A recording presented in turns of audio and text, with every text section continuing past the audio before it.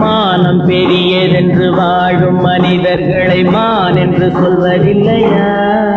தன்னை தானும் அறிந்து கொண்டு ஊருக்கும் சொல்பவர்கள் தலைவர்கள் ஆவதில்லையா? மானம் பெரியதென்று வாழும் மனிதர்களை மான் என்று சொல்வதில்லையா? தன்னை தானும் அறிந்து கொண்டு ஊருக்கும் சொல்பவர்கள் தலைவர்கள் ஆவதில்லையா?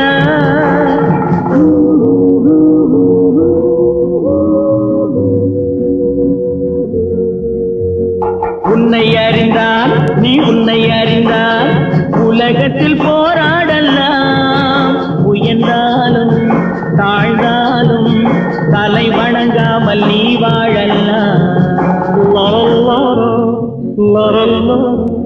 லரல்லா